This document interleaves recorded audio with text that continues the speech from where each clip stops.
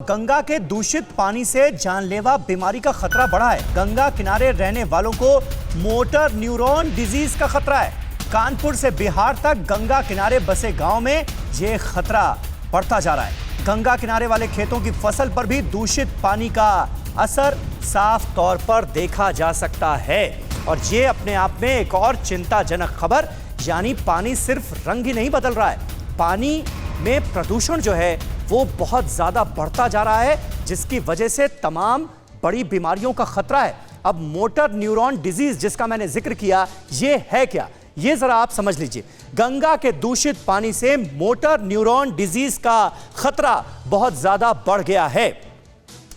MND से ग्रसित होने पर शरीर में कमजोरी हो जाती है, शरीर बहुत कमजोर हो जाता है, शरीर में कंपन और धड़कनें बढ़ने की शिकायत होती है, मरीज की धड़कन बढ़ जाती है, शिवरिंग सी होती है।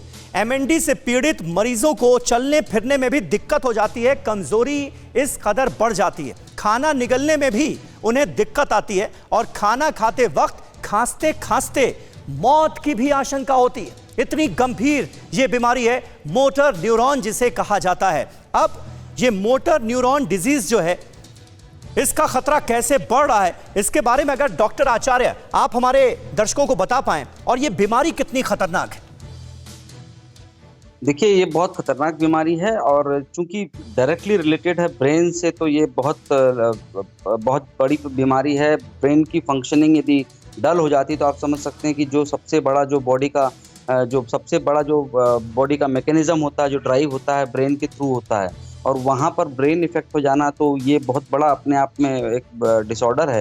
अब सबसे बड़ी बात है, मैं आपको बता दूं कि जब हम बचपन में, मैं अक्सर, मेरे नाना जी कहा करते थे कि किसी गांव की या किसी शहर की सेहत देखना हो तो वहाँ पर नज़दीक में बहती हुई नदी की सेहत देख लीजिए, आपको समझ में आ जाएगा कि वहाँ के शहर के लोगों की सेहत कैसी होगी।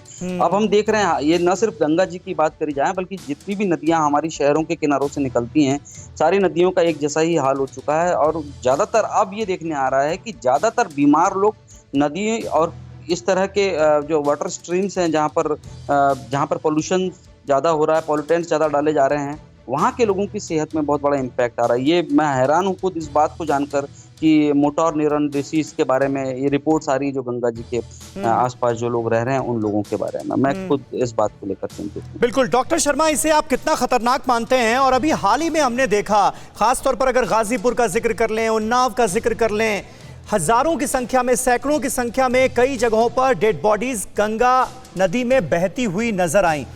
ये भी जानकारी मिली कि इनमें से कुछ कोविड डेड बॉडीज भी हो सकती हैं। हालांकि प्रशासन कह रहा है कि नहीं, ये तो पुराना रिवाज है, ये पहले से होता आया है, कोविड कॉल में ये कुछ नया नहीं है। लेकिन ये सारी चीजें कितना इफेक्ट कर रही हैं गंगा के पानी को?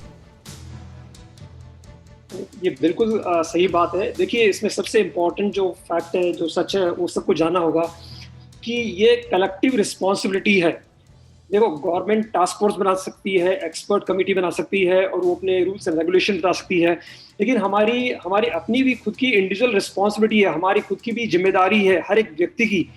जो भी शहर जिनके पास से गंगा जी गुजरती हैं, वो हर एक व्यक्ति को उनका, मेरे को याद है कभी ऋषिकेश तो उनके पास से निकलेंगे तो आप देखिए कि जितने भी सीवरेज लाइन से वो वहाँ पे डंप हो रही थी, और जितने भी आप बोतल में पानी पी के लोग फेंक देते हैं, जब तक हर एक व्यक्ति अपनी जिम्मेदारी नहीं समझेगा कि ये हमारी रिस्पॉन्सिबिलिटी है, गंगा जी हमारी धरोहर, हमारी फ्यूचर है, तो अगर हम अपना जो एक जिम्मेदारी निभाएं पोल्यूशन कम करने के लिए, हम अपनी तरफ से कुछ नहीं फेंकें, उसके आसपास में जो ग्रीनरी डेवलप करें, और हर एक व्यक्ति जो समझेगा, और साथ में गवर्नमेंट टास्क फोर्स होगी, जो एक्सपर्ट्स हैं, जो साइंटिस्ट हैं, कि रिवर पोल्यूशन को कैसे मिनिमाइज किया जाए, उसके सारे इफेक्ट्स, इंडस्ट्रियल पोल्यूशन को एकदम जो एफ्लुएंट्स हैं उनको उसमें आने से रोकें, सीवरेज लाइन को उनमें से आने से रोकें, और हर एक व्यक्ति भी अपने, बिल्कुल जैसे आपने बताया कोविड, बिल्कुल सही बात आपने कही, बिल्कुल सही बात आपने कही। द्विवेदी जी, आखिरी कमेंट में इसीलिए आपसे चाहूंगा, ये बड़ी अच्छी बात कही शर्मा जी ने कि सिर्फ सरकारों की नहीं, हम सबकी जिम्मेदारी, और कहीं ना कहीं हम सब अपनी जिम्मेदारी जो है वो ठीक तरीके से नहीं निभा रहे हैं। अब ये जो शवों को बहाने का मामला ही है, लोग पुरानी परंपराओं का हवाला देते हैं कि हमारी तो परंपरा रही, हम तो ऐसा ही करेंगे, गंगा जी में शव बहाया जाएगा। क्या आपको लगता है इन आदतों में भी बदलाव अब जरूरी हो गया है? देखिए, स्थिति यह है कि भारत की जनता, खास तौर से मैं धार्मिक स्थान की जनता के विषय में कहूंगा, जहां धर्म कर्म ज्यादा होते हैं, जी खूब बहुत अच्छी तरह से, ऐसा नहीं है कि जो भारत की जनता है इसमें सचेत नहीं है।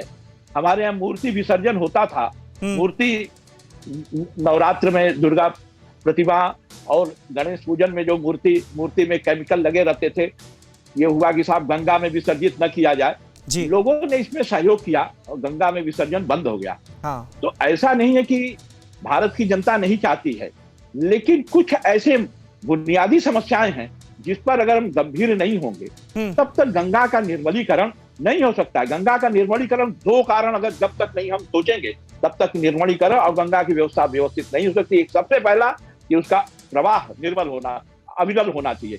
दूसरा, जो फैक्ट्रीज वगैरह से गंदे पानी उसको, तीसरा जो नाला है उसको बंद जब तक नहीं किया जाएगा तब तक गंगा की दुर्दशा इसी रूप में होगी और जनता रोएगी, कल्पेगी। ऐसा नहीं कि जनता नहीं चाहती, जनता का मन है कि गंगा को पवित्र किया जाए, क्योंकि गंगा का सीधा संबंध प्रत्येक से है और प्रत्येक नागरिक के मन में गंगा के प्रति वो आस्था। सही बात है, बिल्कुल बिल्कुल सही बात आपने कही द्विवेदी जी। परवाह देश की, सोमवार से शुक्रवार रात 10 बजे TV9 भारतवर्ष पर।